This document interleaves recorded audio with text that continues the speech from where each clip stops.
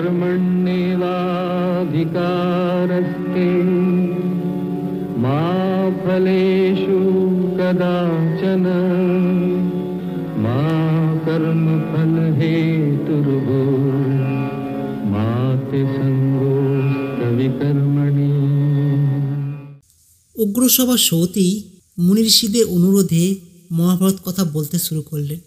প্রথমে উনি মহাভারতের ভূমিকা বললেন, তারপর উনি মহাভারতের সূচিপত্র সারসংক্ষেপ বললেন।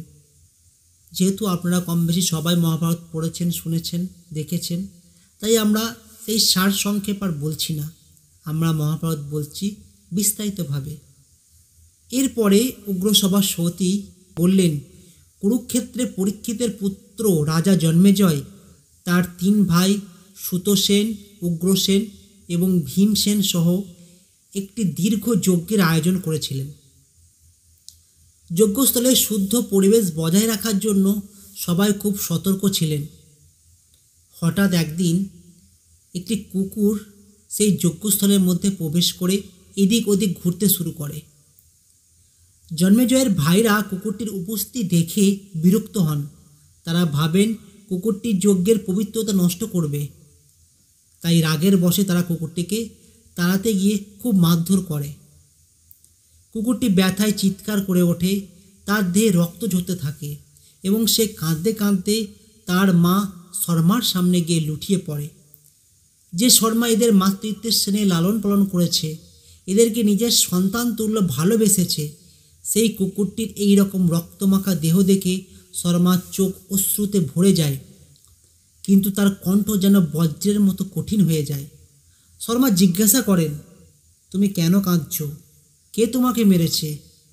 তখন কুকুরটি কাঁদো কাঁদো স্বরে বলে, জন্মেজয়ের ভাইরা আমাকে মেরেছে।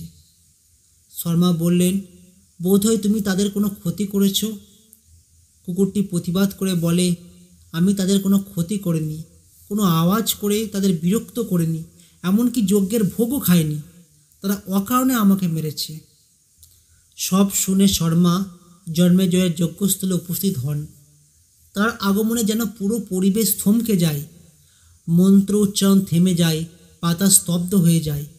শর্মা জ্বালাময়ী কণ্ঠে বলেন, তোমরা এই অবলা প্রাণীর প্রতি এমন নির্মম আচরণ করলে কেন?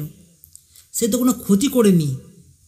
জন্মেজয় চুপ করে থাকেন, তার ভাইদের মুখ লজ্জায় নত হয়ে যায়।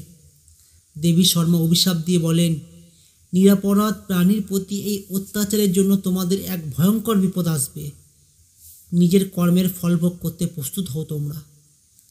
এটা শুনে জন্মেজয়ের হৃদয়ে অনুশোচনা এবং ভয় মিলে এক কঠিন অশান্তির সৃষ্টি হয়। পরিবেশে যেন দুর্যোগের পূর্বাভাস দেখা দেয়। গাছের পাখিরা কুজন বন্ধ করে দেয় এবং মাটিতে যেন কম্পন শুরু হয়। এখানে আপনাদের মনে হতে পারে কুকুর কি কথা বলতে পারে? না, কুকুর কথা বলতে পারে না, কিন্তু কুকুরের যে মালিক, সে যেহেতু দীর্ঘদিন ধরে কুকুরটাকে লালন পালন করেছে, তার আচার ব্যবহার হাবভাব দেখে কিছুটা আন্দাজ করতে পারে। এখানে শর্মা সেরকমই আন্দাজ করেছিল।